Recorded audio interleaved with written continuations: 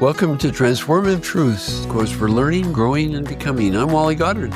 And I'm Sarah Waldron-Brinton. And we're glad you're here. We hope to have something to share with you that'll be meaningful to you. I was reading the New York Times and I saw this quote by a woman named Sarah Morford from Fort Worth, Texas. And I thought, I really like the spirit of this. She wrote this: "Last year, my 8-year-old son was diagnosed with acute leukemia. My friends decided that asking me, 'How are you?' was just straight up banned. My friend Tricia replaced it with, 'What's good today?' It stuck. To this day, 1 year later, we still say, 'What's good today?' It's how I frame my conversations with my friends, how I share my day on social media, and it has shaped my thinking. Even on my darkest, lowest days, I could find something good. Sometimes that was 3 minutes of sunshine on my shoulders, or a hot coffee, or a hug, or a preferred nurse, or that he was still here. Sometimes it was way better. What's good today? A year of remission, crawling roses on the fence, a smoothie for my dog, a glass of crisp rosé, falling asleep in a house with everyone under its roof." End of quote. What do you think, Sarah?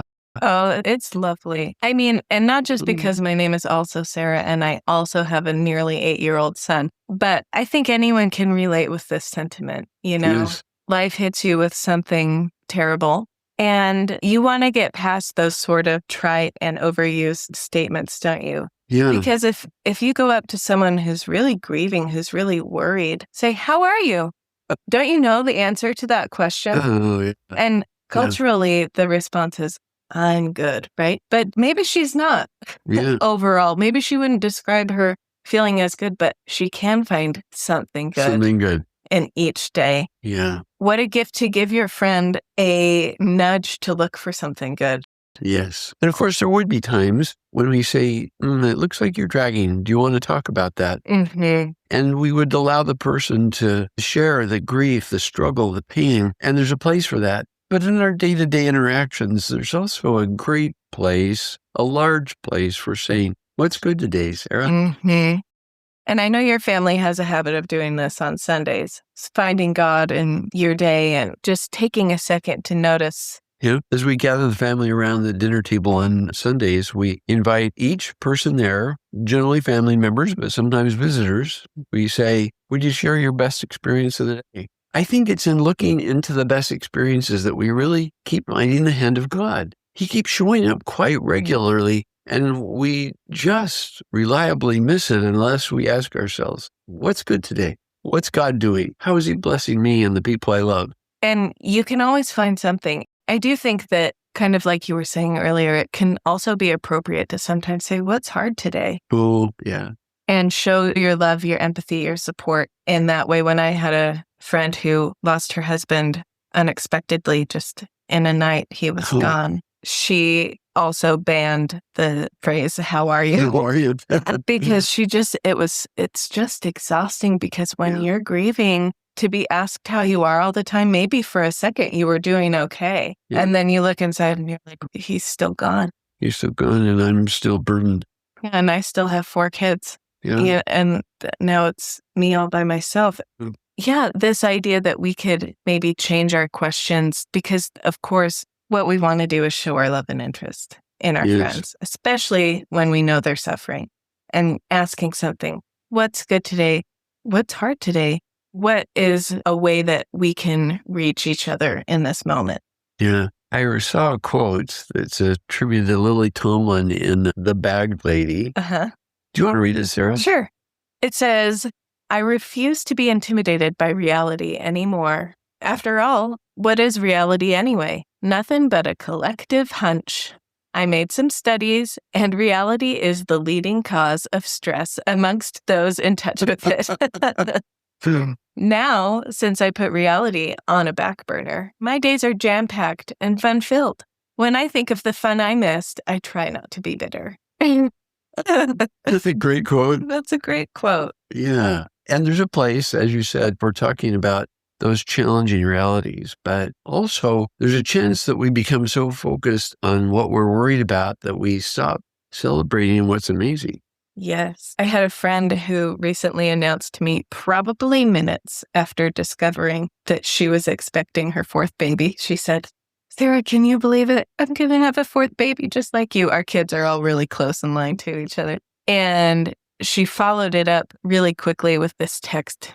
She said, now, I know that anything could happen, and I want to be sensitive because I know you've had a miscarriage, and that could happen to me and all these things. And she was feeling a little worried about her enthusiasm. And I responded and I said, listen, if heaven forbid that happens, I will be there. I will grieve with you. Mm-hmm. I will hold your hand. But today, that's not happening. Today, you just found out you're having your fourth baby, and we are excited. We are joyful. It's a day to celebrate. Yes. And, the scripture, it's not very cute in English. To each day is sufficient to the evil thereof. Yeah. In French, it's chaque jour suffit sa peine. It's pain. The pain of each day is sufficient for itself. And I find that very insightful because I don't need to worry about the pain of tomorrow. But I mean, if I spend all my days worrying about what terrible thing might happen tomorrow, I'm going to miss out on a lot of fun. Yeah. Like Lily Tomlin. I love what she's saying here. Let's just let reality take care of itself. And I'll just live here in my optimism and my joy. Yeah, we want to not neglect the wildflowers, the sunshine, the child's hand as we go about worrying about the inevitable challenges that we face. Right. And you know that I've dealt with clinical mental health problems. And I remember very distinctly one time going on a beautiful hike with a friend and seeing a butterfly and telling her, I can't feel it. Ooh. I see this butterfly and I know it's beautiful, but man, I can't feel it right now. And she just held my hand and walked with me. And there's tools, there's resources for people who are struggling for those sorts of things. And if that's one of our listeners, I would say just keep trying. Yeah. Because I'm there now. I mean, man, there's a cool butterfly. We're stopping everything, right? To hang out with this butterfly.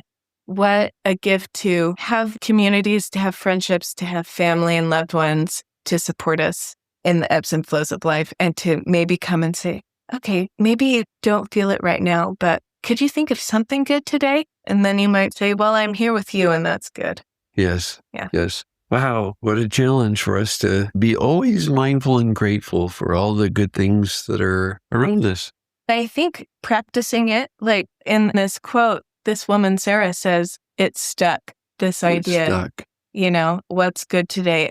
That gives me the impression that they're practicing. Yeah. I think sometimes we want to feel better right now. Okay, let's feel better right now. When, like anything good in life, we maybe need to practice. I wonder if you and your family asking what's the best thing that happened today, if it's getting a little bit easier for people to, because they're thinking throughout the day, they're trying to notice. We're practicing the attitude of gratitude. Mm-hmm. We're on the lookout. And one way I say it, Sarah, is I like to catch God red-handed, catch him being good, catch him blessing us, catching him showing up in our lives. I think to be on the lookout for God, for goodness, for joy is worthwhile.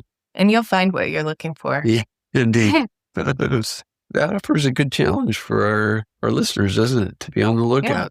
Yeah. And for us. Indeed. Thank you for being with us today. We'll see you next time. We hope that some of the quotes we share are meaningful to you and something maybe you'd like to add to your personal collection. If so, go to drwally.com and look under Transformative Truths podcast, and all the quotes as we broadcast them will be available to you to cut and paste into your collection.